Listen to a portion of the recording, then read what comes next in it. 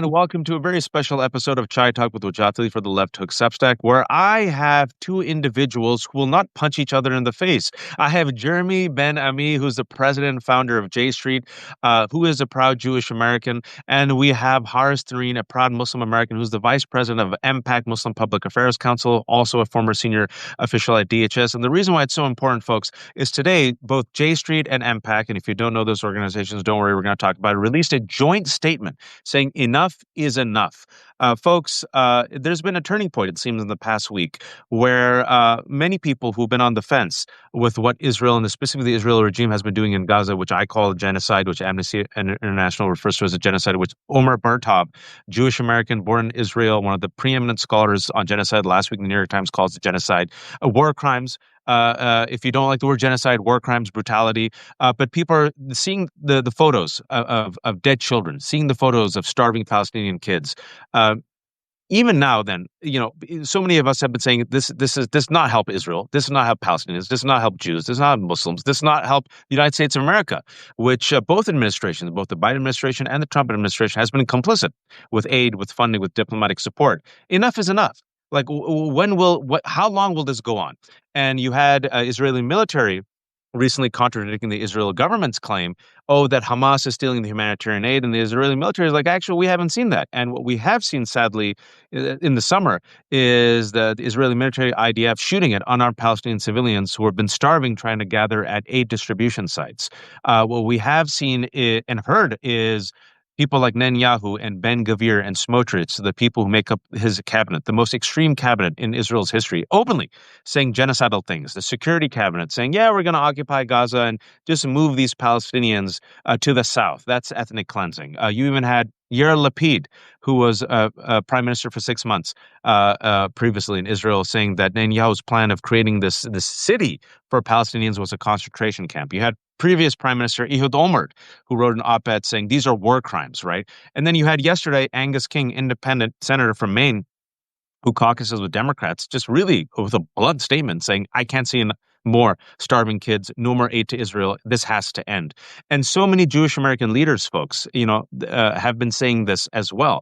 Yesterday, many Jewish American rabbis in New York, people who I know, were arrested protesting what this current Israel government is doing. Yesterday, my friend Peter Beinart was on with Jon Stewart, both Jews, talking about how what the Netanyahu government does not represent them, their values, what they were taught as Jews, and it will not help Jews, Israel, Palestinians, or Muslims. And I'll also remind people this crackdown on pro-Palestinian students for the past year and a half.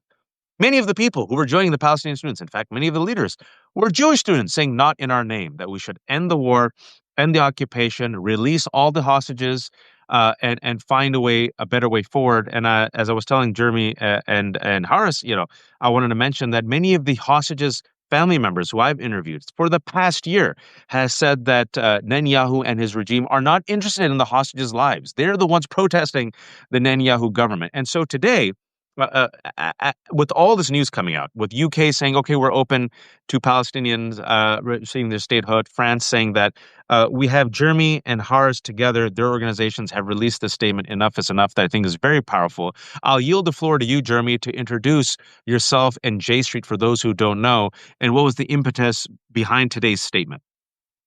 Thanks so much, Mujahid. And it's great to be on with Haris. And J Street is a primarily but not exclusively Jewish group that is a supporter of the state and the people of Israel, but we're not a supporter of this government. And it's really important for J Street as an organization to make clear how many people in the Jewish community and people who are friends of Israel and Israelis are just absolutely horrified by what this government does and what it stands for and the people who are part of it and the things that they say and do. It's been a very long-standing partnership between J Street and the Muslim Public Affairs Council, MPAC. Salam Mariati and I have, over many, many, many years at this point, looked for many opportunities to write joint op-eds to make it clear that there are so many shared values between the Jewish and the Muslim American community that we may have policy disagreements. We're not going to see eye to eye. I don't see eye to eye with myself on everything, right? We're not going to see eye to eye on everything across MPAC and J Street. Jews and Muslims have diverse spectrums of opinion within our communities. So nobody's expecting wall-to-wall agreement on every single topic. But it's been very important for us to model the fact that Jews and Muslims can come together around the values that they share, the beliefs that they have, and to call out at a moment like this the absolute moral tragedy, the moral horror of this moment. The enough is enough message, I think, is just so poignant and long overdue. I mean, J Street's been talking about the silence of American Jewish communal leadership for months and months and months. And I, have said silence is complicity. Mm. The fact that one is not calling this out and not using the levers that one has makes you complicit in the suffering and the absolute horror that is happening right now. So I'm really, Horace, I just say thank you to you and to Salam and to MPAC for the partnership. And it's really great to see you, great to work And together. before I give it to Horace, I think it is important to note that, like I said, there are many Jewish American students, leaders, activists who've been side by side in this multiracial movement to convince, hope, pray, use the levers to get Israel to stop the occupation, the settlements, and also what has become now a genocide in Gaza, and also to convince the United States of America, folks, because our taxpayer dollars, our government, goes to support this, right? And if the United States was to say enough, literally a phone call. We remember Ronald Reagan picked up the phone call once he was saw what was happening in Lebanon in the early '80s, and it was Prime Minister Begin who's, then as a result of Reagan intervening, said, "Okay, enough." And then also we saw Dwight Eisenhower. So that's why so many Americans feel like a type of urge to do something, right, Harris? Because we feel like it's our votes, our taxpayer dollars. We can move these levers, inshallah, to stop it. But I also want to mention that it comes at a huge risk because within Jewish American communities, especially, there's a rift that has come up, Jeremy, and you know this. And just you being here talking to me and Harris, I don't want to use the words, but I'm sure you've heard the words sellout, trade. I mean, much worse words. And Harris, you've come on as a Muslim American, within our communities when you engage with a group, a Jewish group that is Zionist, that believed in their definition of Zionism that Israel as a state should be allowed to exist, you get the daggers and the arrows and accused of being a sellout. So before we talk about the actual Enough is Enough campaign, talk to us about how you navigated that very, very difficult terrain, which is infinitely more difficult, especially in the past year and a half. Yeah. Well, thank you so much, Watch, for having us, and thank you, Jeremy, for your continued partnership over the years. You guys have always been there when we needed to rely on a partner in the Jewish American community, and that partnership is strong and will continue to be strong. So, thank you for your leadership. This is not easy, as you said, Wajahad, but these times are not regular times. These times are not normal times. These times require us to take difficult positions as leaders within communities, as institutions that are supposed to guide our communities and supposed to engage them and allow them and model behavior for them so that they can then go out and have partnerships on the ground at the local level as well. Calling what we did was simple. It was really not that difficult. We called for an end to the starvation. We called for an end for actual permanent a ceasefire, release of all hostages. Those should be very simple things that leaders, not just institutional leaders, but our political leaders, that should be very easy for members of Congress to do. That should be very easy for the White House to do. That should be very easy for our political leaders across the spectrum and across the aisle to be able to say, enough is enough. There's too much suffering that has gone on. Too much pain that has gone on both sides. And the Palestinian people are suffering at a rate that they've never suffered before. And that needs to stop. That needs to stop. And so I don't think it's brave of us. It is difficult because, as you said, there are folks in both our communities, right? And not just both in our communities, to be very honest. I would say it's easier to deal with folks in our communities. There is a whole movement on the right, especially in the Christian nationalist evangelical communities that don't want to see an end to this conflict. They don't want to see peace. They don't want to see people coming together and actually trying to find real solutions to the challenge. They want extremism. They want to continue to push back against the two-state solution or one-state solution, whatever it may be. They want people in that region to drown in conflict and in violence so that they, for their kind of perverse agenda and theology and whatever it may be, or political agenda that they have, they want to see both our communities suffer.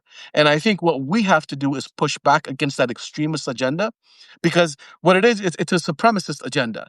Anyone who does not want this conflict to end, anyone who does not want to see the Gazans stop from suffering, anyone that does not want to see peace and two states or one state, whatever it is that people prefer, that the region prefers, if they don't want to see that, they are perverse and they have a specific political ideology that we have to push back against as Americans. Because we don't right now, unfortunately, we don't have a leader in the White House right now who is taking the mantle to push back against what happened.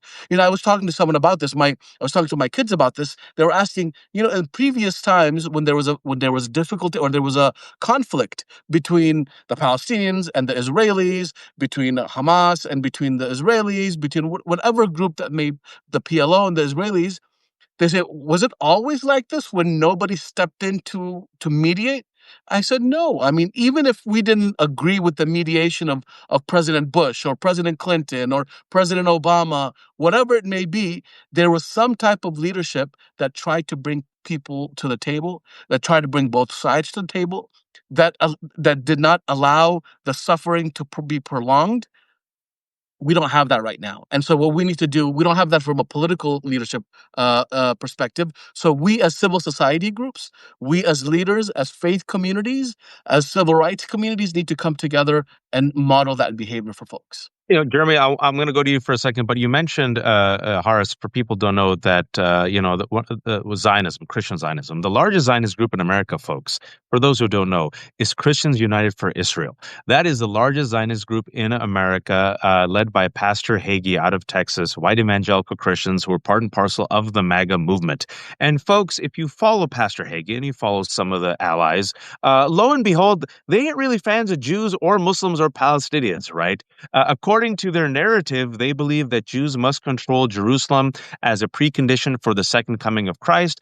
And folks, according to their story, when Christ comes back, the first group that he kills is Jews, followed by Palestinians and Muslims. So when people always say all the Zionists, I think it's very, very important that Benjamin Netanyahu's core group is not American Jews.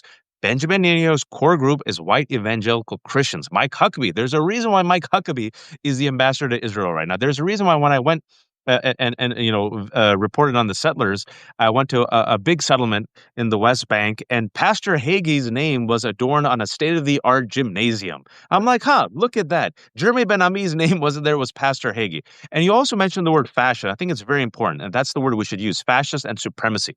We're speaking about Jewish supremacy, Islamic supremacy, white supremacy. Supremacists and fascists are birds of the same feather. There's a reason why the Netanyahu government and this specific Netanyahu government is so aligned with the Trump administration. Jeremy, for those who aren't in the weeds like us and, who don't know names like Smotrich and Ben-Gvir, can you please explain to people why this particular government right now, which I call a genocidal government, a supremacist government, a fascist government, from their own words, using their own words, why these individuals in particular are so dangerous to not just Israel and Palestinians, but also to our national security? Because I don't think people all follow these names like Smotrich and Ben-Gvir. Right. And, I just want to say there is so much on which we agree, right? The three of us and those of us standing up for humanity, for peace, for equal rights, for justice. I want to also emphasize that there's a lot we don't agree on. And I think it's so important that that be understood, that if we're going to win the larger fights that we have against white supremacists in this country, against ethno-nationalists, against the growth of autocracy, if we're going to defend democracy around the world, we're going to have to partner with people we don't agree with on everything. And we're going to disagree on whether or not to use a particular word. For instance, J Street doesn't use the word genocide, right?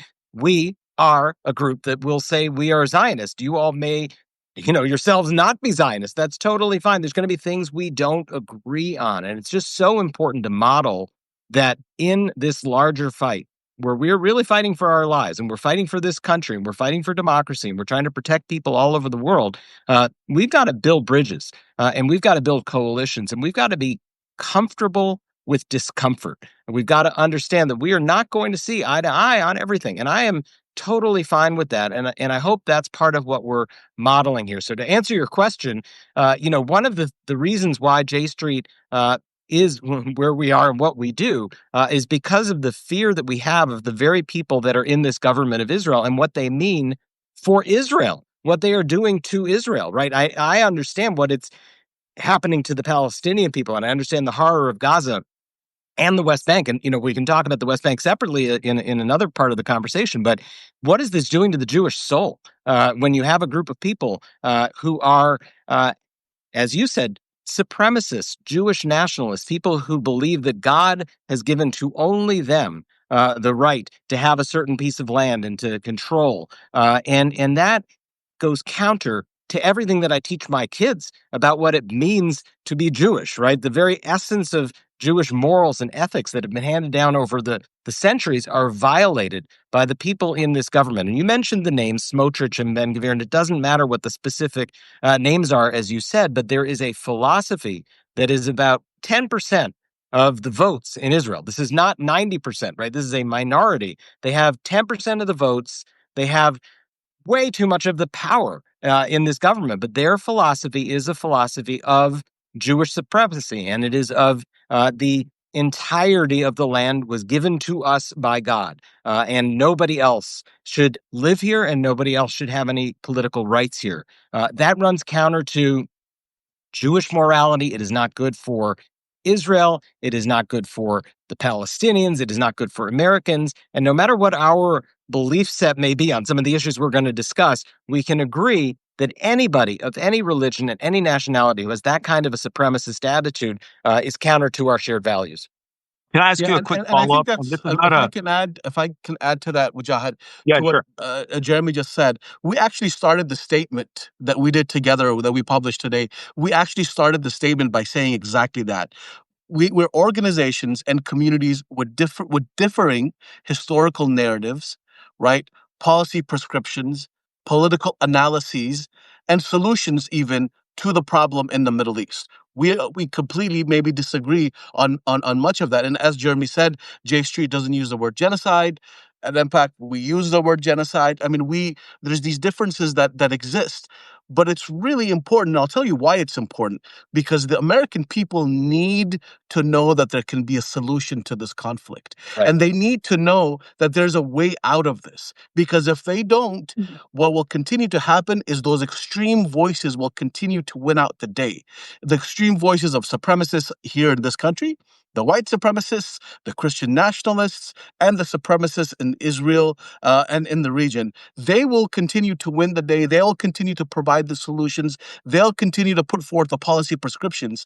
If we aren't able to model different behavior and put forth policy prescriptions and say, yes, we differ, but we can come and say that starvation is not an option, that you have to allow people to eat. That's not something we disagree on, because our faith traditions do not allow us to disagree on something as fundamental as that. And so I think that's important for the American people to see, because if they don't see that, where are they going to see? They're going to see the Smotriches, they're going to see the Huckabees, they're going to see the Hagees, they're going to see And Hamas. and Hamas and all of the one, Nick exactly, Fuentes. all of the supremacists, correct, exactly. So that's why it's important for us. And I'll tell you a quick story that came out of this partnership. Just today, I got a message from another Muslim and Jewish organization, not in the political and advocacy space like J Street and MPAC are, but they're in the humanitarian and development and refugee space. And they said, you know what? We saw we saw the behavior, we saw how you guys partnered. We're partnering on specifically focusing on humanitarian issues in Gaza. And I think that's why we do what we do. Right. So I want to do a follow-up to you, Jeremy, and this is not me being an asshole. This is a sincere follow-up question, because many people say the problem is we're not using the words. We're not using the words occupation. We're not using the words apartheid. We're not using the words war crimes. We're not using the words genocide. And as such, what we're doing is we're whitewashing, the what Israeli regime is doing, and we have to use the accurate language, right? You said J Street does not call it a genocide, and this is me sincerely asking what's been happening for the past year and a half, and now we have to talk about the victims. victims now for a second. In addition to the 1,200 Jews who were killed by Hamas on October 7th, I've always condemned it. You've all seen me on Piers Morgan, folks. I've condemned it. I try to be morally consistent. Harris has condemned it. Since then, in the last year and a half, disproportionate response by Israel, where the official number crossed 60,000, mostly civilian Palestinians killed by this Israeli regime. Lancet, the medical journal, says that's probably 40% higher. In Gaza, you have more child amputees than anywhere in the world. More children have been killed in Gaza than all the children killed in war zones combined in the past 2 years. Now the starvation, where Palestinians are in phase 5 starvation, right? Where literally they're going to be dropping dead. And if they don't drop dead, they have long-term internal health problems, right? So we're seeing all this, and you got Umar Bartov, who extremely respected, right? A man who was born in Israel, serving the idea of Jewish American, one of the preeminent scholars on genocide, who, by the way, folks, for the first 6 months, didn't call it a genocide. It took him about a year and a half, and then last week in New York Times came out and said this is a genocide. So I ask you, if it isn't a genocide, what does J Street think we're witnessing? Well, I think what you've just spent the last 60 seconds saying is what we're witnessing. I don't understand, for me, in terms of other human beings looking at what's happening, when you just lay out the facts, right? And you lay out the horror of what has happened and is happening and what the situation is today for human beings, for little babies, for moms, for old people, and the lack of shelter, medical supplies, food, water, the basics of life, right? You just lay all that out. That's enough to compel one to moral action. If I start to get into an argument with people over the word, I think it ends up being a distraction. I think people are looking for a fight over the label, at least in my community, at least in the Yeah. political world. They want to have a fight over the label. And then you spend hours and hours and hours debating the label and defending yourself on charges of, and you forget about the 60,000 dead people, and you forget about the starving kids, and you forget about the actual decision to cut off assistance to human beings. And that's what is at stake here. And so I think that it is more powerful to describe in the way you did fact after fact after fact than to have the argument over the label. And I'm not disputing the facts, and I'm not disputing the things you've laid out. And I find that I can have a better audience and a bigger audience for the need to do something about it if I just focus on that rather than the label. Well, I think that's important for you to mention, because those who aren't within these spaces, and by these spaces I'm talking about Jewish spaces, Palestinian spaces, Arab spaces, Muslim spaces. The famous joke goes, right, there's 10 Jews, 11 opinions. And for those who have been following, this has been very fraught within Jewish American communities, tearing up American communities apart, in fact. And Young people. families. I mean, families. It's not just communities. It's families that are being torn apart. Yeah, and so you have to meet people kind of where they are, and also Jeremy and Harris are representatives. They're not just here in their individual capacity. So I appreciate you spending the time on that to explain that. Although I hope J Street comes around and calling it genocide. I do think words matter, but I appreciate your perspective in explaining that. But I also want to ask both of you this question, right? Because w- my words, because I'm independent. Benjamin Netanyahu is a piece of shit, a war criminal, the herpes of Israel, just won't go away. A man who's corrupt, a man who's criminal, much like Donald Trump, wants to stay in power, needs wars to stay in power to escape accountability. All right, this war criminal, and also Hamas leaders were war criminals, right? The International Court of Justice said both were war criminals, right? This man visited, I think, the third time this year with the Trump administration, and 2.5 weeks ago, Jeremy and Harris, I want both your takes on this. Netanyahu is one of the most hated and loathed politicians, right? We've seen the poll numbers. Even MAGA the America First of MAGA does not like Netanyahu. Liberals don't like Netanyahu and what's been happening. And you would think purely, I don't know, for political strategy, if you were a Democrat, maybe it isn't wise to take a smiling bipartisan photo with Netanyahu. And 2.5 weeks ago, Harris and Jeremy, Chuck Schumer was there. Cory Booker trying to escape, but we got him. Amy Klobuchar, Chris Coons, and others. This was just 2.5 weeks ago. Harris and Jeremy, your take on this. Harris, you first. Um, when I saw that picture, I was at a loss for words, at least on the Democratic side, because I know that so our organization meets with these folks, and we're constantly calling for an end to the genocide. We're calling for an end to weapon sales to the state of Israel. We're trying to find solutions to these issues. So it was really hard for us to see that picture, right? I completely agree with your analysis. I think if there's one politician, if there's one politician in the world today that you can say no to a picture with, it's Benjamin Netanyahu. And you should be able to do that. You should be able to have the backbone to say, enough is enough. Not only are your own communities, Jewish Americans, are pushing back against Netanyahu, but I don't know if you saw today his favorability ratings on CNN. They're at minus 28 right now, minus 28, and so if the American people don't like Benjamin Netanyahu, if the actual political establishment, especially on the Democratic side, right? If Leader Schumer and others have actually had disagreements, and Netanyahu called Schumer out, why was it that you still have to take a picture with him? And I think what that does, unfortunately, it erodes, at least it does in the American Muslim community, it erodes the confidence that American Muslims and others have in our leaders being able to actually bring about solutions to this conflict. And I know that when I go and stand next to a Schumer, or have a meeting with a Schumer or a Schiff or a Booker on some of these issues, as we had to do and I'm sure J Street did as well, with the letter that came out from 44 members of the Senate on the Democratic side, calling for more humanitarian aid into Gaza. It makes our job more difficult. It makes our job more difficult when our leaders don't have the backbone to say no to Netanyahu when Netanyahu is this unpopular. And so if you're not gonna, have the backbone to actually stand up and say no to a person who's this unpopular by the American people, then when is it that you'll be able to actually stand up and take a position? So for us, it hurts our advocacy. It hurts conversations like this when we can't say no to Netanyahu. The guy has visited Washington 3 times, and each time it's become a spectacle, right? And each time it doesn't help the process. So that's my point. What my point was, our political leaders right now, we've lost confidence in our political leaders. They're not doing the hard work. They're not taking the hard positions. They're not putting in time to actually find a solution. That's why we have to model this behavior and make sure that civil society is at least doing it. Jeremy. So, I mean, one thing I want to make sure that your viewers and listeners understand is that Netanyahu is not just unpopular in this country.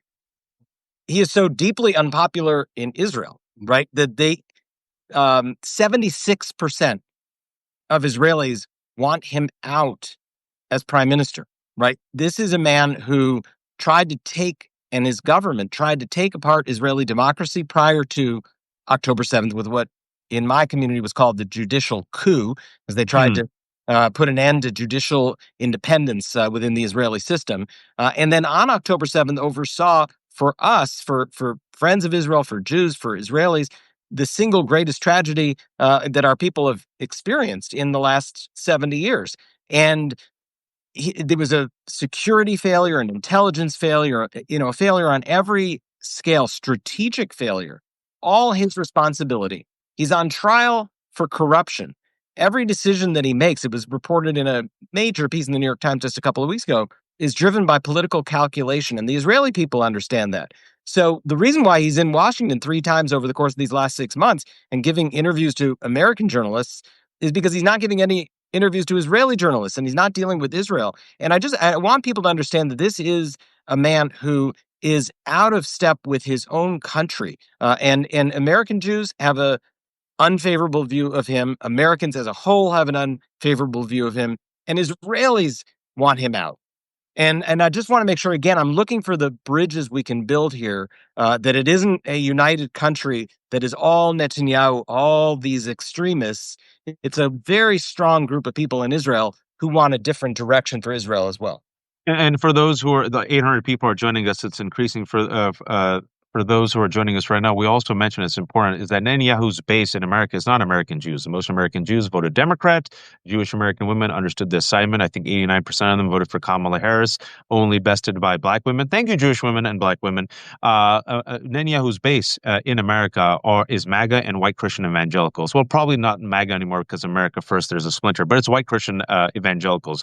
I want to ask you both about Angus King. Angus King yesterday came out, independent senator who usually caucuses with the Democrats from Maine, and gave one of the most robust statements I've heard. I mean, I think this statement is even more to the quote-unquote left of AOC. I'm going to quote him, okay? This is a statement from Senator King. I cannot defend the indefensible.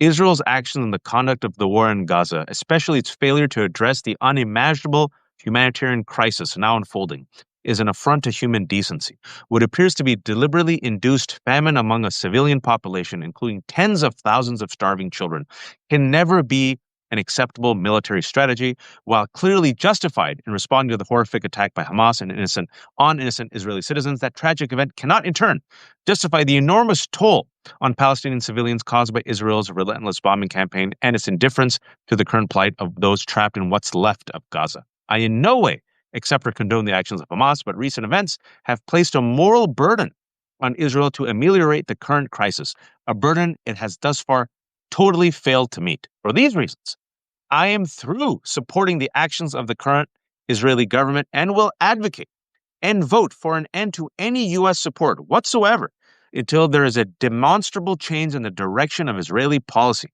My litmus test will be simple.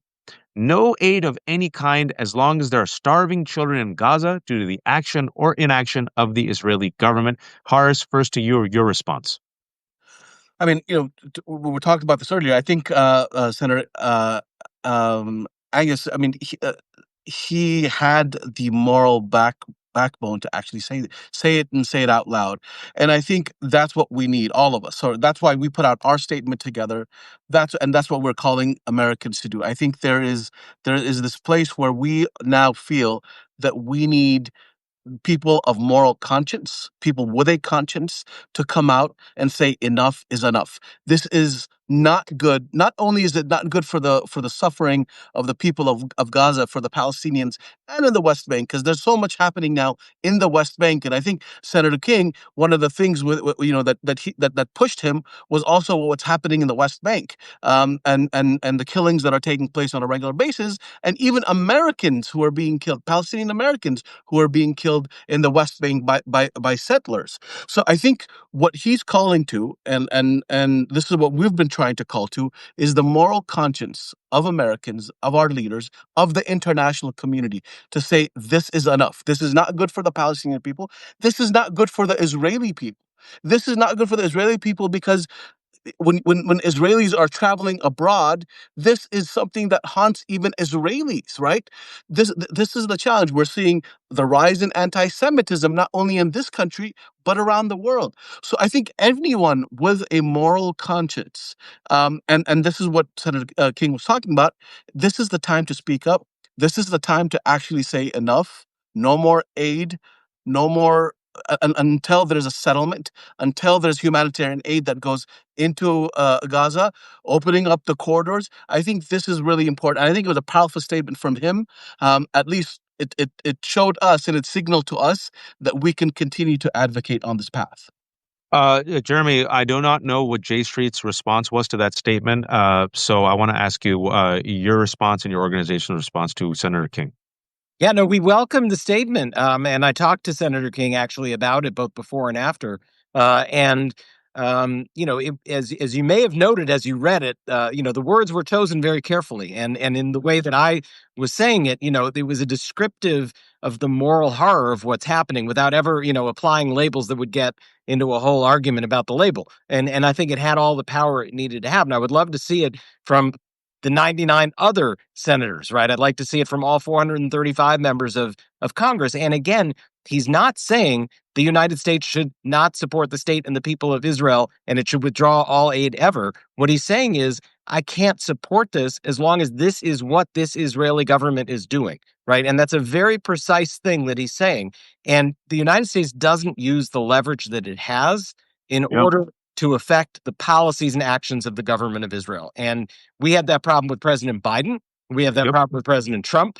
This is a bipartisan, we're an equal opportunity, critic on all of this. But the U.S. has leverage in finances. It has leverage as well in international institutions where we consistently provide a veto, for instance, at the Security Council, anytime a criticism of Israel is brought up. And so J Street has always said we need to use the leverage that we have. We can't write a blank check and we can't provide diplomatic immunity. And I think Angus King is a powerful moral leader in the way that he put it. And I hope that we will see more statements that call people to their better angels over the days and hours and weeks ahead, because that's what we need right now. Amen. If I can ask a quick question, because Jeremy's been doing this for such a long time. Although he looks really young, he's been doing this for such a long time. I'd love to ask you a question, Jeremy. Because you mentioned that President Trump, President Biden, they haven't used the leverage that we have. I know you worked in the Clinton administration. That's where you were at, I believe, at the NSC. Who was the last president who used that leverage? Wajaha talked about President Reagan in the 80s when it came to Lebanon. But post that, who was the last president who actually did use some leverage? Was it President Obama? Was it President Clinton? Because that's a question that a lot of us get asked, right? We get asked in our communities, why can't the American president pick up the phone and say, hey, guys, I want this resolved? Who was that last president who was able to do that? The last one that and by the way, I didn't work at the NSC, so I just want to make sure, that's clear. I was working on domestic policy. We can all argue about whether or not Bill Clinton's domestic policies were the right or not, but that's what I was responsible for, not the national security. But the last time that I think an effective public use of American leverage was probably George H.W. Bush. And it was in the context of setting up the Madrid Peace Conference. It was probably now 35 years ago. And James Baker and George H.W. Bush told Israel that they were not going to provide the loan guarantees that Israel needed to fund some of the housing it was developing when the Russian immigrants were coming from the Soviet Union to Israel. And so that goes back about 35 years for an effective use of American leverage to actually get something that America wanted. Since that time, the approach of American policymakers, and I've talked about this publicly, this is not just in the wake of 10/7 or what's happening in Gaza and all the rest of it. The fundamental problem with American policymaking towards this conflict has been that we need an honest broker. We need a mediator between two sides in a conflict.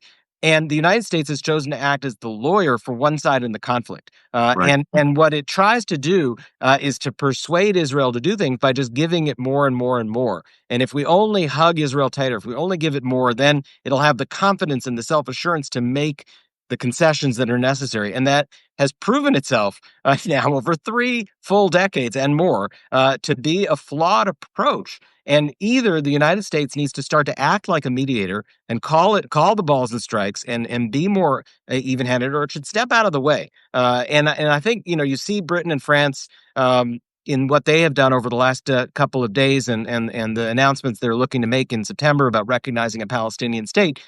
There is a break here between where some of the important players in the world are. They have usually followed the lead of the United States, right? They have waited for the U.S. to act. And I think they are finally saying enough is enough on their part. They're not going to wait any longer. And I think maybe we need to see a little bit more leadership coming from other players in the world who don't have this flawed approach of being the lawyer of one side and saying I can also act as the mediator.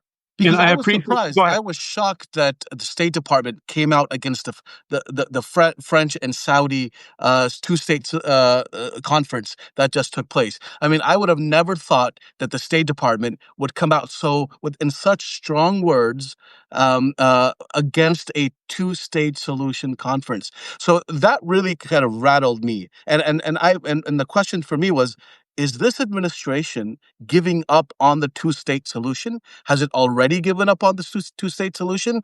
Have the extremists in this administration actually been able to be successful to say that is done? We're not going to even pretend to talk about the two-state solution because that's no longer policy, and we're just going to move forward with annexing the West Bank and also completely ethnically cleansing Gaza. So that's what worries me quite a bit.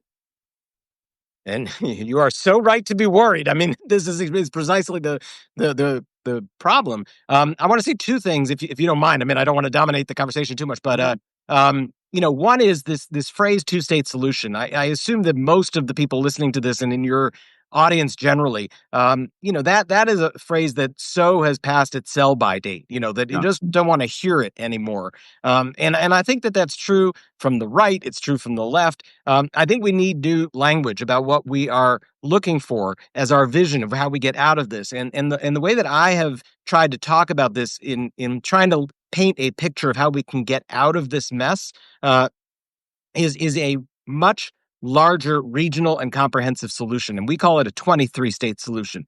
Because the truth is that the Arab world, the Arab countries, are actually offering full acceptance and recognition of the state of Israel, which was the dream of the founders of the state of Israel, in the early part of the 20th century when they started the whole movement to have an independent state. They would have loved to know that 22 Arab states are offering acceptance and recognition and living side by side with with Israel in peace and security.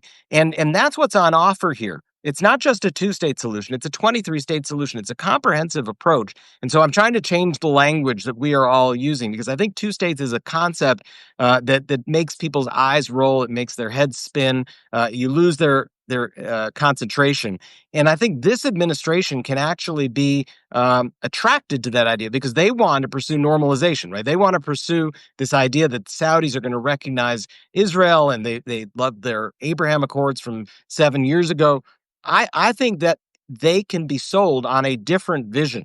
If we don't sell them on a different vision of something positive, they are going to back up the vision of the extremists that we were discussing earlier who want to annex the territory and push the Palestinians out.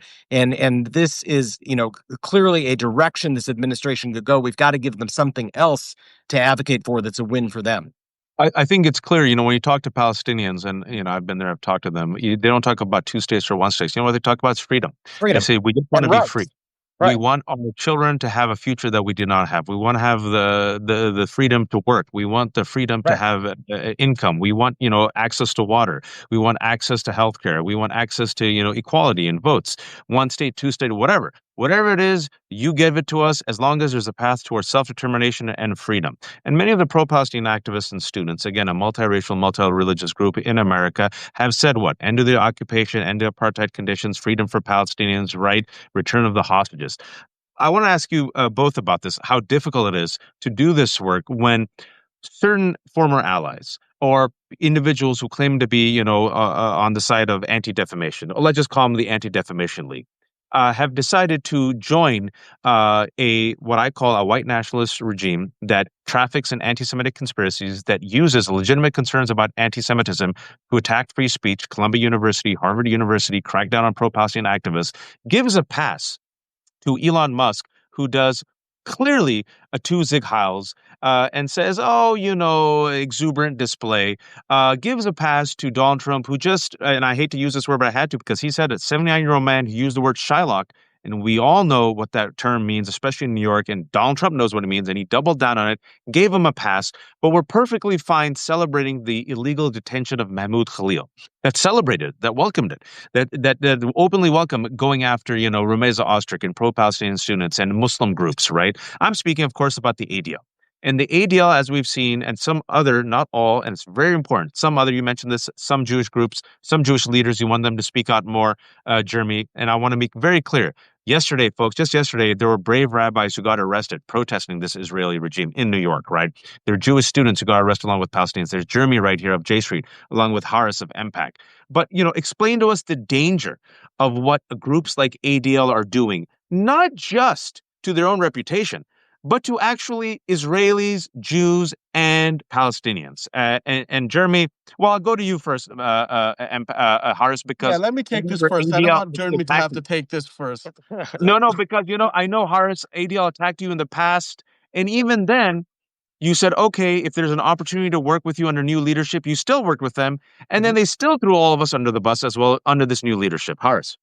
Here's what I'll say. Regarding the ADL or any other organization in in this in this time that we're living in the post in the Trump era, in this new Trump era, American Jews and American Muslims have both benefited immensely from American democracy, from American civil society, from our First Amendment, from our freedoms, for religious freedom. Every aspect of our success as communities in this country goes back to the foundation and bedrock of a well-functioning democracy. We would not have done well in this country, American Muslims, American Jews, Latinos, African Americans, unless we had the ability to advocate for ourselves, unless we had the First Amendment rights that we do, unless we had civil society institutions, right? We've had civil society institutions. What are the institutions who fought for our rights? It was the NAACP. It was it was all these civil rights, legacy civil rights organizations over the years who protected our rights, who gave us the Civil Rights Act, who gave us the Voting Rights Act, who gave us the immigration reform that many of our families were able to come to this country through. So I always tell our Jewish and American Jewish partners and friends, we do convenings on a regular basis. I tell them democracy in America, the First Amendment, the freedoms that we have is what benefited both of our communities and our institutions. Now, anyone who uses anti-Semitism or Islamophobia, but this current administration, which is using anti-Semitism to bludgeon another group over the head and to limit their rights and to limit their freedoms and to limit their First Amendment rights, they will hurt themselves in the long run. It will come back to haunt all of us. If you're trying to limit, and this is why another partnership that we had done with J Street was going to the Hill and pushing back against the nonprofit killer bill, Right. pushing back against the Anti-Semitism Act. These were partnerships that we were very deliberate on because democracy, the First Amendment, is the bedrock of success for both of our communities. And so we cannot allow anti-Semitism, Islamophobia, or any type of legitimate grievances to be used against each other. And that's what's happening right now. That's what's happening in the education system. That's what's happening in higher education and K through 12. It's happening on the Hill. They want to make it legal for the Secretary of Treasury to be able to, without due process, go after pro-Palestinian groups, American Muslim groups, and they're trying to use anti-Semitism to do that. And I think it's powerful. There was just an op-ed in Newsweek with one of the leaders of a national Jewish group and education institutions that came out and said, no, we're not going to allow anti-Semitism to be used as a political tool to go after our other communities. So that's my response. Anyone who thinks that you can work with this administration or work with people who are supremacists to limit the rights of one group, that will eventually come back and haunt them as well. Amen. I mean, I just want to say 100% agreement with everything that Haris just said. The anti-Semitism in this country is real. It's real on the right. It's real on the left. The Islamophobia, the anti-Muslim hate, the anti-Palestinian, anti-Arab. I mean, all of this is real. And we're only going to be able to successfully fight back against the forces that are using hate and fear and bigotry and prejudice is to do it together. For the communities that are on the receiving end of this to work in unison, to work in coalition and push back against all this together. And it is exceedingly important that we not allow this administration and other actors to use these issues as a wedge to divide us. The definition of anti-Semitism, it cannot be defined that criticism of what this government of Israel is doing is anti-Semitic. I mean, that is just, I am critical of what this government of Israel is doing. And I am not anti-Semitic. And it is absolutely important that this not be put into law and it not be enforced. And to use it as the Project Esther out of the Heritage Foundation has put forward, to use it as a way to implement a far right agenda that is an anti-education agenda, anti-higher ed. It's an anti-immigrant agenda. It's anti-First Amendment. It's anti-due process, rule of law. All of these are fundamental, as Harris said. I mean, it's not just fundamental to the Muslim American community; they're fundamental to the Jewish community. What is the Jewish American story? It's an immigrant story. It's a story of rising up in society because of the opportunities provided in higher education. It's a story of the protection of our rights, the ability to live in neighborhoods where we weren't allowed to live, the ability to get jobs we weren't allowed to have because we enforced the rights that we had under law. And these are precisely the things that the right is going after, using the fight against anti-Semitism as the pretext to take apart the very pillars of Jewish American life. And so we could not be more in sync together. And it is deeply important for us not to allow these folks to divide us. Let me ask you all two more questions before I let you leave. And thanks to the 900 people who have joined us, and those who have joined us late. This will be up in about 15, 20 minutes on my Substack and also Jeremy's Substack. You can go back and listen to the entire conversation and read the transcript. I have to ask you this question. Many Jewish American groups say, well, when pro-Palestinian activists criticize Zionism, that is indeed anti-Semitic. And many pro-Palestinian activists say we're not against Jews or Judaism or the Jewish people. We're against the ideology of Zionism, and specifically how Zionism has been implemented in the creation and the maintenance of the Israeli state against the Palestinian people. I wanted to ask you, Jeremy, because you represent J Street, which is a proudly Zionist organization. What does Zionism mean to you? How would you define that? And also your response to those people who say we're not anti-Semitic, we're criticizing Israel and specifically the ideology of Zionism as it has established this nation state at the expense and suffering of the Palestinian people. So, Zionism is a very simple one-sentence concept. It's the right of the Jewish people to national self-determination in the land of Israel. And that's it. There's no political agenda underneath Zionism other than that the Jewish people for 1,800 years have been displaced from the place where they came from. They lived in the lands of others and suffered greatly, whether it was, inquisitions or pogroms or the Holocaust. And the time came for the Jewish people to be able to have a nation state of their own. I would argue the Palestinian people have the exact same right, this right of national self-determination. Once you have a nation, it's up to you how you're going to run it, right? I happen to think that this government of Israel is doing a really bad job of implementing, what my great-grandparents, my grandparents, my father, my whole family has fought for, which was the right of the Jewish people to have a state. So, we're screwing it up and we're doing it really badly. And that is part of also having the right to be a free people in your own land. But Zionism is not what these right-wing extremists in Israel stand for, right? That is their implementation of this. My Zionism, I call myself a liberal Zionist, right? My Zionism is there must be equal rights for all people who live within the borders of the state of Israel. There must be freedom. There must be equality of opportunity. There must be equality under the law. The nation state law that exists within the state of Israel needs to be repealed because there needs to be a democratic and a Jewish nature to the state of Israel.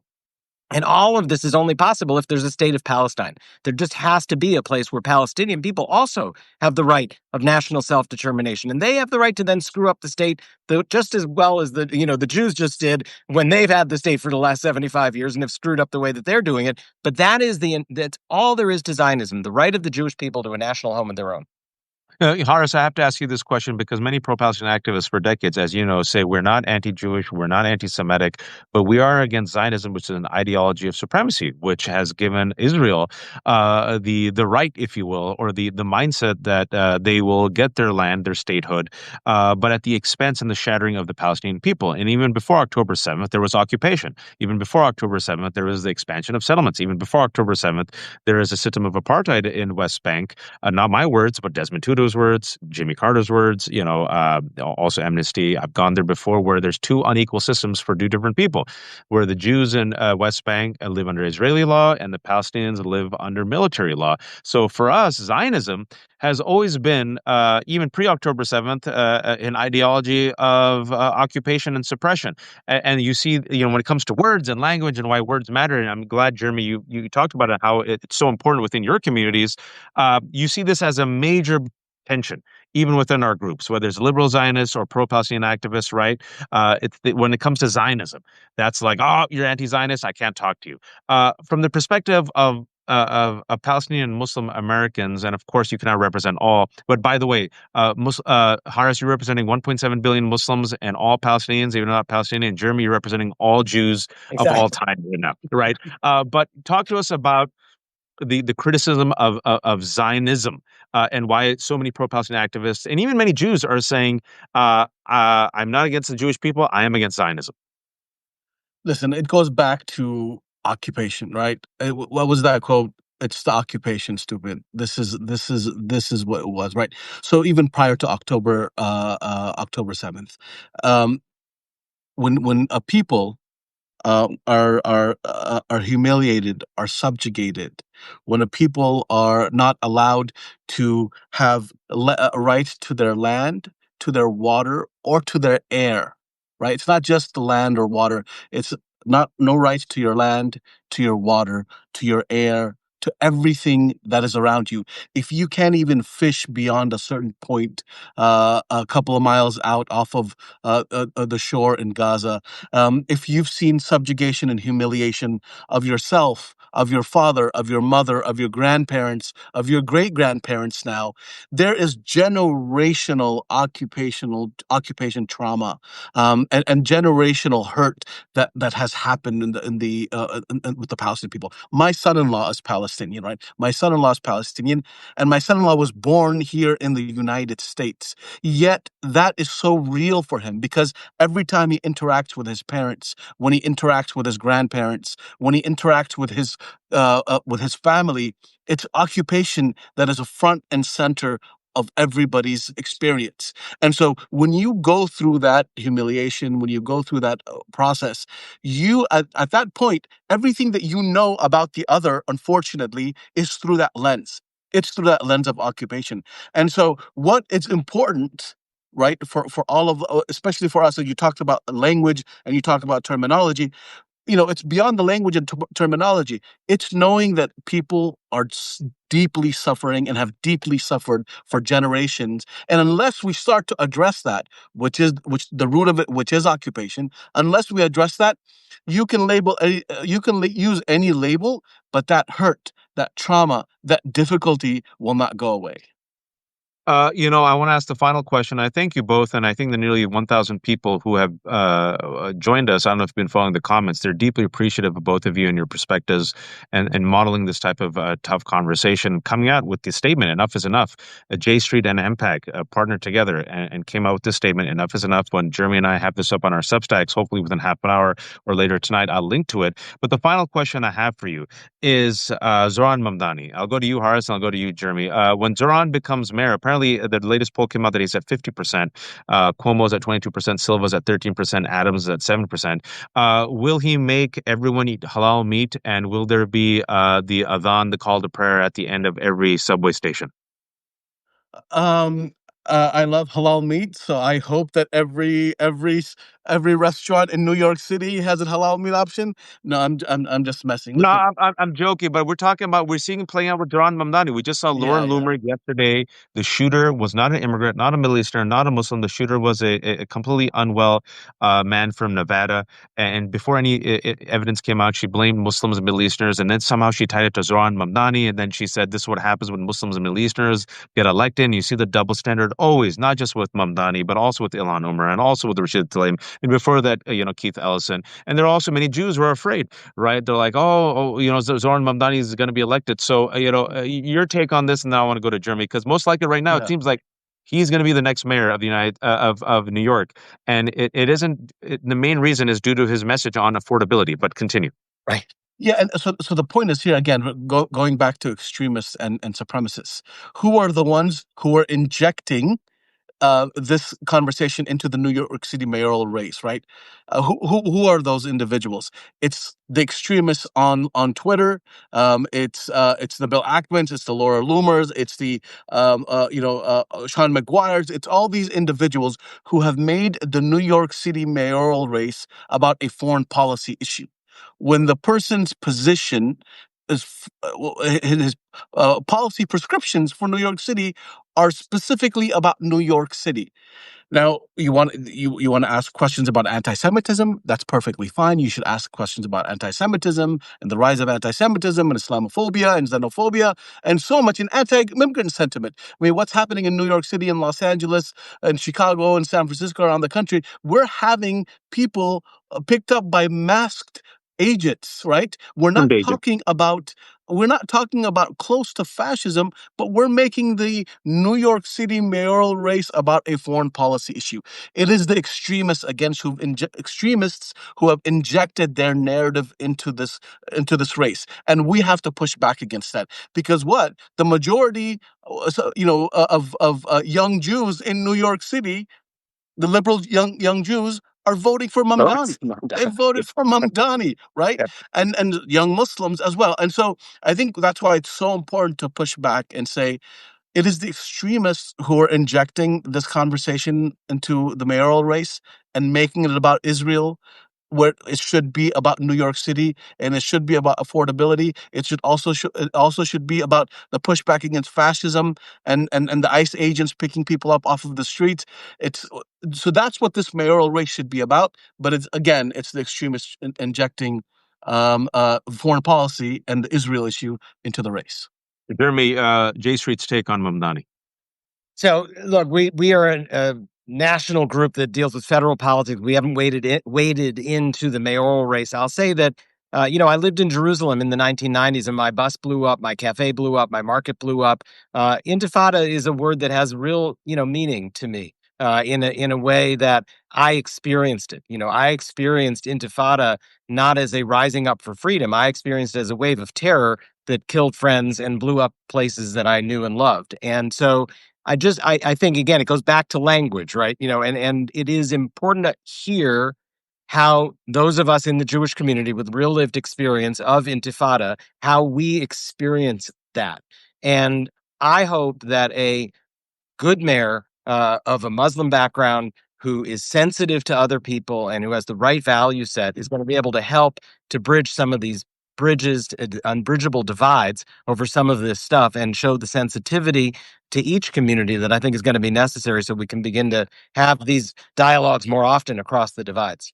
But I do think it's important to remind everyone that Mamdani is asked to apologize for a comment he never used, globalized intifada, and just the double standard about that is ridiculous.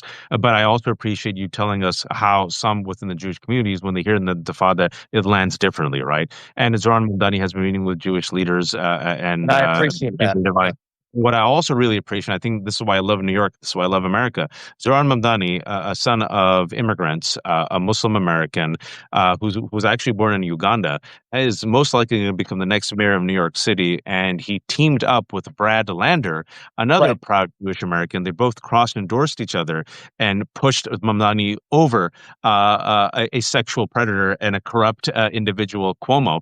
And the fact that young Jews and young Muslims and young people of color are completely ignoring all this bullshit and saying, you know what, we like the guy, we like his policies, we want New York City to be affordable, and a multiracial community is coming together behind Mamdani, completely disproving all these antiquated BS narratives that Muslims and Jews are forever destined to fight each other. It's all nonsense, which is why I think, with Mamdani, the ascension of Mamdani, and also Mamdani and Brad Lander together, working hand in hand, also with the black candidates, all working together is such a strong rebuke to these reductive narratives, anti-white supremacy, anti-Islamophobia, anti-Semitism, and to have both of you here, I really appreciate it. I kept you much longer than before, but this has been Jeremy Ben-Ami of J Street. This has also been Haris Threen of Muslim Public Affairs Council. Their groups came out together with a joint statement saying enough is enough.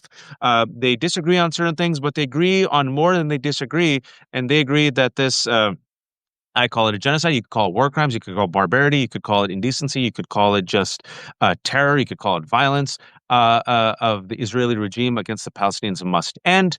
And furthermore, that there has to be a better way forward where there's peace and equality and freedom for all people, and that our elected officials need to do more and can do more as American officials too, if you will pull the levers to have this extremist regime in Israel end the blockade and the starvation of Palestinian children and the deaths and killings of Palestinian civilians, so that inshallah there is a pathway, whether it's one state, two state, 20, what was it? How many? 22 states?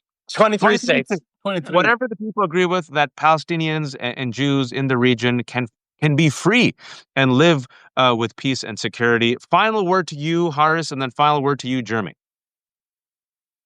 Thank you for having us, Waj, and thank you, Jeremy, for your willingness. I know you're overseas; you're not even here, so thank you so much for. He's here. He's by Chautauqua, where I was. You know, I'm flying really? tomorrow. Okay, I'm headed to the region tomorrow, so I'm in Okay, Chautauqua. good. Well, thank you so much. Thank you for taking the time out. These conversations are not easy; they're difficult. These issues are difficult, but us coming together and modeling this partnership is really important to us, and we really appreciate it. And we want to continue to make sure that we model this behavior for our communities, because if we don't, if we get, even if our institutions get into silos and don't talk to each other and don't open those conversations with each other, I think it's just going to get worse. So thank you for your leadership, Jeremy. We really appreciate it. Yeah, thank you, Horace, and thank you, Waj. And we're on the right side of history here. We're taking on some really bad forces that are looking to take us backwards into an era of history of fear and hatred and oppression. And the only way forward is equal rights and opportunity and freedom, self-determination for all. And we have those values in common together. And we're going to win if we stick together, not if we fight with each other. So I appreciate the opportunity to model that. Thank you both for joining us. And folks, let me tell you, regardless of where you stand on these issues, no one's going back. All right. No one's going back. So the only future that we have and the only narrative that we have is one that is shared, where our fates are intertwined for better or worse, inshallah, for the better. And finally, I'll say this: as a person who went to an all-boys Jesuit Catholic high school, I heard, I had a great time, by the way, but Catholics always say that, oh, Catholic guilt. And having spent time in Jerusalem and being Muslim, I'm like, the Catholics have nothing on Muslims and Jews.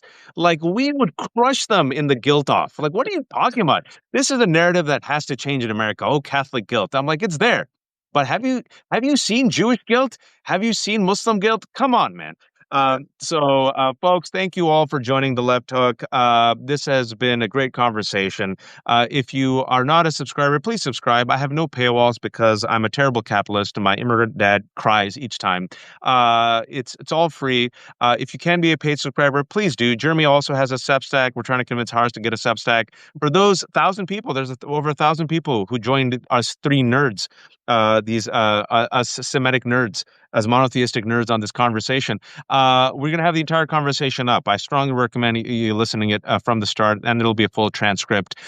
Folks, be kind to each other, be empathetic, be on the right side of history. Have some uncomfortable conversations. Right. If it means losing a few friends here and there, just remember that our children, inshallah, will remember us and what we say and what we do and what we didn't say and what we didn't do.